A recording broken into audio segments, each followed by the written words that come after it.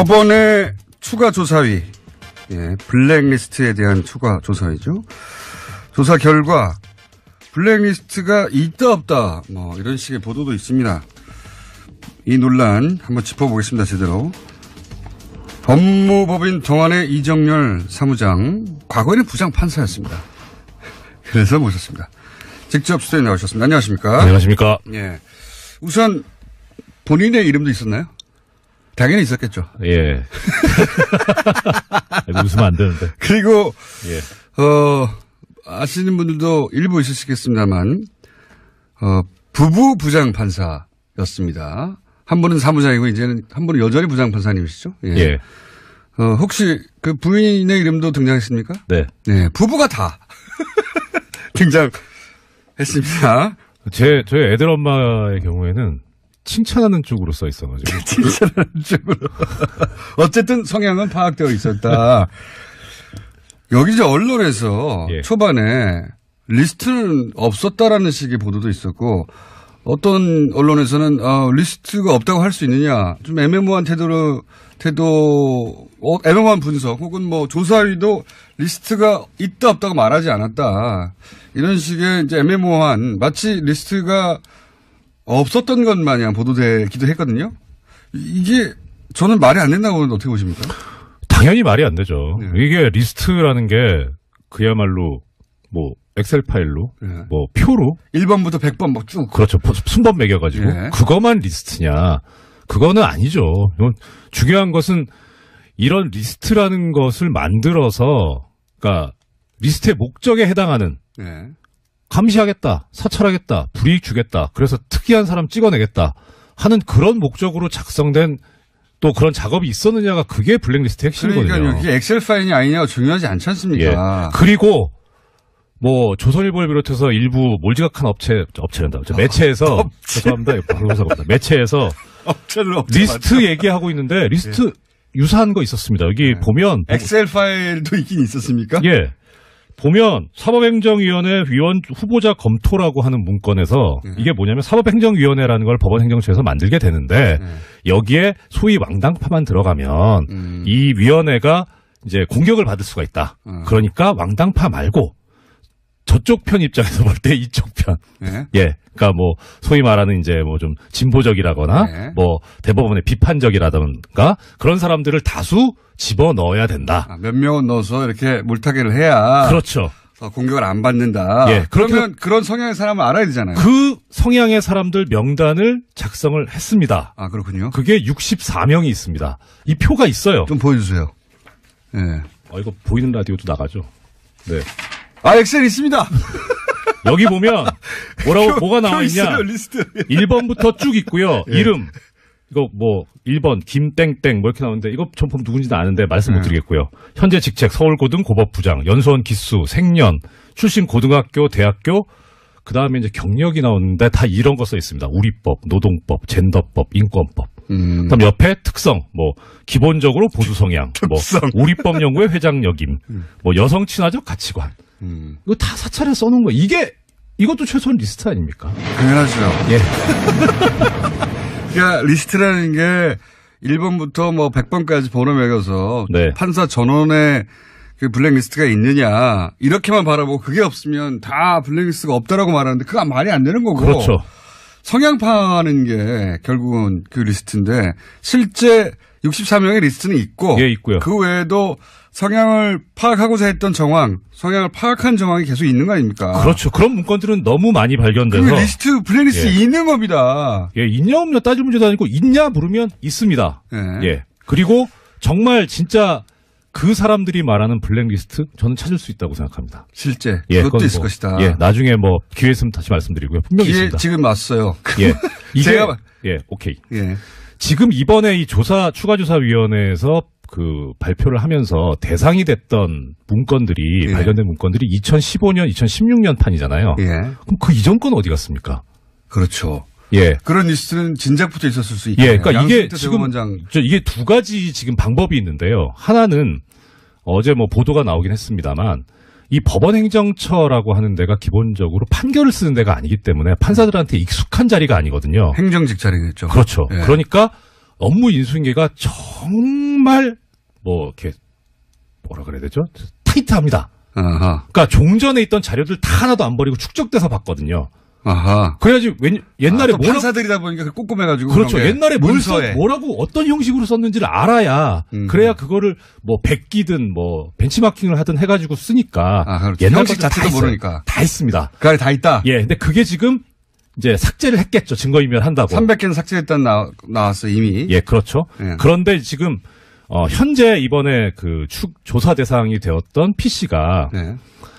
보통 이제 판사들이 쓰고 있는 PC 같은 경우에는 한 2, 3년 주기로 바꿔주거든요. 교체를 네. 합니다. 신형으로. 제일 좋은 거. 하지만 파일은 옮긴다는 거죠. 그렇죠. 파일은 옮기죠. 예. 그리고 그 쓰던 PC는 이제 법원 일반직 공무원들한테 가거든요. 예.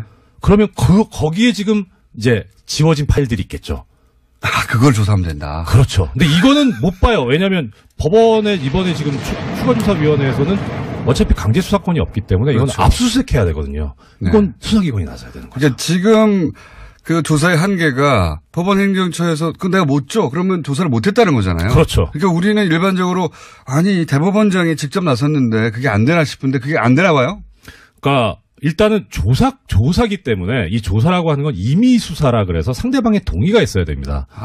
동의가 없으면 어떤 이제 긴급 피난이라든가 어려운 이론을 들이밀면서 이제 예외적으로 극히 예외적으로 할 수 있는 거죠. 서로들 판사기 때문에. 그러니까요. 서로들 판사기 때문에 아니 당신이 동의 받았어 뭐 이런 그런 상황이기 때문에 법을 어기는 그렇죠.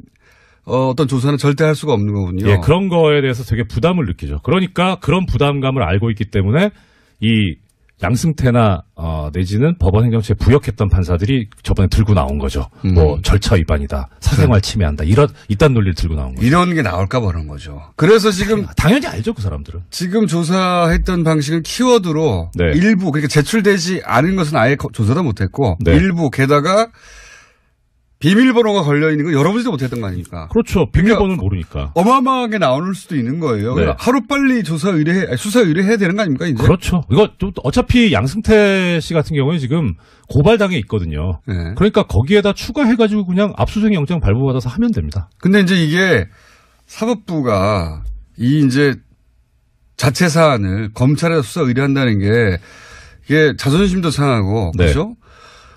쉽게 결정하지 못할 수 있는 사안 아닙니까? 그렇죠. 수사 의뢰하기는 참 모양이 빠지죠. 그러니까 대법원장이 예. 검찰에다 수사 의뢰를 한다는 게 그렇죠. 어떻게 해야 됩니까, 그러면? 그러니까 일단은 조금 전에 말씀드렸던 대로 현재 지금 이미 시민단체 측에서 양승태 씨를 고발을 해서 수사 중인 사건도 있고 예. 그다음에 또 추가로 고발을 하면 되죠. 그건 뭐 요건에 대해서 어렵지 않습니다. 블랙리스트가 꼭 고소가 있어야만 처벌할 수 있는 범죄는 아니기 때문에 대법원장 손으로 직접 하기에는 모양도 빠지고 그렇죠. 내부적으로 나쁜 선례라면서 계속 반론도 있을 수 있을 것 같아요. 그렇죠. 예전에 누구죠? 용산 참사 났을 때 네. 당시에 이제 김석기 저 서울지방청장이었나? 네. 청장이었나? 저 경찰청장이 네. 검찰에 수사 의뢰했었잖아요. 네. 그때 경찰 내부에서 조직을 팔아넘겼다라는 비판이 있었거든요. 여하간 조직 내부의 논리는 그러하고 게다가 이게 사법부라서 네. 예. 앞으로 어떻게 이 일이 처리돼야 할지는 저는 정확하게 모르겠는데 누군가 고소고발을 하든지 네. 해서 여하간 이걸 그냥 둔다는 건 범죄를 알았어요 이미. 네. 범죄 현장도 알아요. 네. 범인도 대충 짐작이 가는데 그냥 두는 거 아닙니까? 뭘 대충 짐작이 갑니까? 당연히 알죠. 다 드러났는데. 그러니까요. 예. 이 문서를 보면 판사들은 어떤 충격을 받습니까? 첫째는 이런 소문이 있었거든요. 공공연하게 블랙리스트가 있다. 네. 그러니까 처음에, 이게 또 어제 오전, 발표 직후하고 어제 밤하고 또 다르더라고요. 아, 그래요? 오후쯤에 해 떠 있을 때는, 네. 뭐 그럴 줄 알았다. 그거 봐. 내가 말했잖아. 뭐 그런 정도. 그 다음에. 근데 가만히 생각해보면. 쭉 언론 발표를 본 다음에는, 네. 좀 심하네, 생각보다는. 그러니까 뭐 특히 이제 문제가 됐던 부분이. 거점법관 아닙니까? 차성한 판사, 뭐 다 아시니까 네. 방송 나오셨고, 군산지원에 계시는 이분에 대해서 사찰 문건이 나왔는데, 거기에 보면 별 내용들이 다 나와요. 뭐 이분 성격이 어떻다. 그 다음에 뭐 재판 준비를 어떻게 한다. 요새 고민하고 있는 게 뭐다. 그런 내용도 나와요? 예. 국정원인데요, 이건 완전히. 국정보다 심하죠.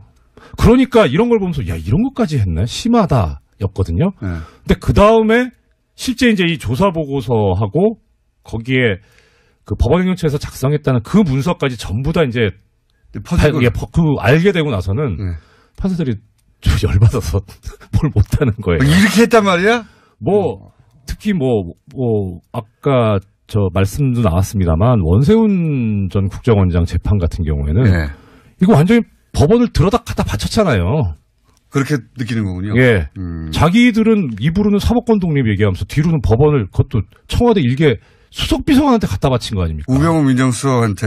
예. 이런 작태를 벌였으니 화가 나죠. 그러니까 제가 이제 브리핑에서 우병우 민정수석이 2심에서 이제 원세훈 전 국정원장에다 실형이 나왔잖아요. 네. 예. 실형 3년이 나오니까 그러면 전원 합의체로 보내달라. 네. 그래서 실제 전원 합의체로 보내줬어요. 기가 막히죠. 이게 전원 합의체로 보내달라는 의미가 뭡니까? 일단 법적으로. 대법원 전원 합의체라고 하는 데는 대한민국에 존재하는 법원 중에 최고 최강이죠. 여기서 결정되면 뒤집기 어렵다? 예, 이것을 뒤집으려면, 원래 그 대법원 전원합의체라는 데가 어떤 데냐면, 종전의 판례가 잘못됐다고 생각됐을 때 그 판례를 뒤집는 데예요. 아하. 그러니까 대법원 전원합의체에서 뭔가를 했다라고 하면, 하나의 판례가 되는 거고, 아하. 이 판례는 향후 10년간은 최소한 효력이 있다고 봐야죠. 아하. 그러니까, 그냥 일반 소부에서 대법관 3명, 4명이 하는 재판도 하급심에서는 뒤집지 못하게 하는 게, 이제, 이 법원조직법상의 규정이긴 한데 그건 이제 당해 재판부만 그 재판을 하는 그 재판부만 이 구속을 할 뿐이고 다른 판사들한테 미치는 영향까지는 그렇게 크진 않거든요. 근데 대법원 전원합의체는 크죠. 아하. 그러니까 지금 우병우 전 민정수석이 늘었던 것은 이 전원합의체에서 그 2심을 뒤집어서 다시는 뒤집히지 못하게 만들려고 했던 거군요. 그렇죠. 그리고 이게 다시 파기환송돼서 어차피 뒤집자는 거였으니까 무죄 취지로 다시 파기환송돼서 어느 재판부에 가던 간에 이것은 대법원 전원합의체에서 무죄 취지로 보낸 것이니 유죄 판결하지 마라. 하급심의 부장판사들이나 판사들은 이거 못 짚는 거구나 생각이 달라도 이렇게 받아들일 수밖에 없는 사안이군요. 그렇죠. 이거는 그냥 단지 왜 이러지라는 수준이 아니라 대법원 전원합의체에서 나온 건데 이걸 어떻게 뒤집어요. 그러니까 이런 거죠. 우병우 수석은 전원합의체 근데 전원합의체 단순히 보내라는 것만 가지고는 본인의 뜻을 달성할 수가 없어요. 그렇죠. 전원합의체 보낸 다음에 지금 20을 뒤집을 계획을 해야 그래야 전원합의체 일단 보내달라고 말을 할 거 아닙니까? 그렇죠. 자기 뜻과 반대로 결론 나오면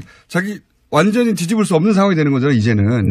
어떻게 해줄 수 없는. 그러니까 전원합의체 보내달라고 우병우 민정수석이 말을 했을 때는 저번 합의체에서 자신이 원하는 결과가 나오도록 할 수 있다 안 하는 믿음이 있으니까 그걸 보낸 거 아닙니까? 그거 당연하죠. 그게 1심 판결에서 나왔었잖아요. 김영한 전 민정수석 비방록에도 나오지 않습니까? 선고 결과를 미리 알고 있잖아요.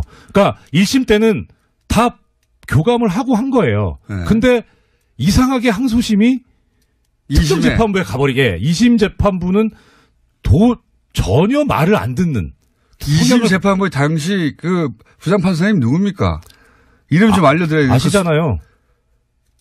공장장님 재판하신 분이에요. 그분이에요? 예. 훌륭하신 분입니다. 문현영님하고 저 누구야? 주진우 기자님 재판하신 분 아니에요? 저희가 무죄를 그렇게 받았군요. 아이고 다행. 운도 좋지 저희가. 여담입니다만 공장장님 참 이 재판에 있어서 대진운이 좋다. 대진운이 좋다. 네. 여기까지는. 그래서 제가 무패의 피고인이었는데 피의자였는데 자. 그래서 2심 재판부가 마음대로 안 돼가지고 전원합의체에 보낸 다음에 제가 성함을 나중에 알려드릴게요. 김상환 부장판사님. 그분이 기사도 났었죠. 이 원세훈 전 국정원장 재판할 때 형이 국정원 근무하는데 재판에 영향을 미칠까봐 형하고도 연락 안 했다고. 그러니까요. 아주 굳건한 분입니다. 박수 한번 다시 드리고요. 자. 우병우 민정수석은 알고 보냈고 그렇죠. 실제 전원합의체로 갔고 또 말도 안 되는 진원 시큐리티 파일 뒤집는 거 증거 능력을 뒤집는 거 이거 말도 안 되지 않습니까? 그렇죠. 이게 정말 여러 차례 말씀드렸지만 말도 안 되는 일이 실제 벌어졌고 그걸 청와대가 하는 대로 한 거죠. 게다가 전원합의체에 갔는데 13대 0이에요. 아무도 이견이 없어. 이런 재판이 어디 있어요? 그 대법원장의 의지 강하게 반영됐고, 그렇죠. 예, 그리고 이 재판이 가진 의미를 한 사람 한 사람이 다 부담을 가지고 받아들였다는 거 아닙니까? 눈 질끔 감고 해버린 거 아니에요, 이게? 그거는 공장장님께서 네. 점잖게 표현하시는 거고 이 대법관들 다 공범입니다. 저는 재판이 아직 남은 게 있어가지고요. 저도 재판인인데. 공범이다. 예. 자, 거점법관 이거에 충격받지 않습니까? 저는 이거 보고 나서 야 이거 5호 담당제다 5호 담당제 그렇게 생각했는데 스파이죠, 스파이. 빨대. 예, 빨대. 아니 실제 그리고요.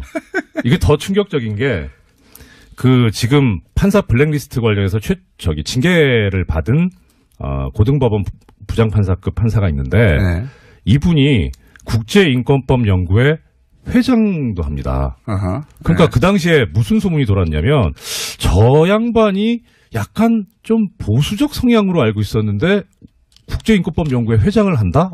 그러니까 국제인권법 연구회가 이렇게 탄탄한 데다, 스펙트럼이 넓고 네. 좋은 데다 이런 생각을 하고 있었는데 실제 이 양반은 가가지고 회장이 돼서 그 연구회 내 온갖 고급 정보들을 다 빼내가지고 법원행정처에 보고를 하고 그걸 가지고 대책 수립하고 있었던 거예요. 그러니까 아예 한 국가의 네. 차관급 법관이, 고위 법관이 빨대가 돼가지고 활동을 한 거죠. 야, 충격적이야. 기가 막히죠. 예. 이게 그래서 저희가 이정열 전 판사님을 모신 겁니다. 이거 이제 이런 걸 해설해 주셔야 되거든요, 지금. 이런 네. 해설이 지금 안 나오고 있어가지고. 할 거 되게 많은데 시간이 빨리 가네요. 내일 또 나오세요. 일부 몰지각한 업체란다. 매체에서 죄송합니다. 방송사고입니다. 매체에서 업체는 리스트 얘기하고 있는데 리스트 유사한 거 있었습니다. 여기 보면 엑셀 파일도 있긴 있었습니까? 예. 보면 사법행정위원회 위원 후보자 검토라고 하는 문건에서 이게 뭐냐면 사법행정위원회라는 걸 법원행정처에서 만들게 되는데 여기에 소위 왕당파만 들어가면 이 위원회가 이제 공격을 받을 수가 있다. 그러니까 왕당파 말고 저쪽 편 입장에서 볼 때 이쪽 편. 네. 예. 그러니까 뭐 소위 말하는 이제 뭐 좀 진보적이라거나 네. 뭐 대법원의 비판적이라든가 그런 사람들을 다수 집어 넣어야 된다. 몇 명은 넣어서 이렇게 물타기를 해야. 그렇죠. 공격을 안 받는다. 예. 그러면 그런 성향의 사람을 알아야 되잖아요. 그 성향의 사람들 명단을 작성을 했습니다. 아, 그렇군요. 그게 64명이 있습니다. 이 표가 있어요. 좀 보여주세요. 예. 이거 보이는 라디오도 나가죠. 네. 아, 엑셀 있습니다. 여기 보면 뭐가 나와 있냐? 있어요, 리스트. 1번부터 쭉 있고요. 예. 이름. 이거 뭐 파악되어 있었다. 여기 이제 언론에서 예. 초반에 리스트는 없었다라는 식의 보도도 있었고 어떤 언론에서는 리스트가 없다고 할 수 있느냐 좀 애매모호한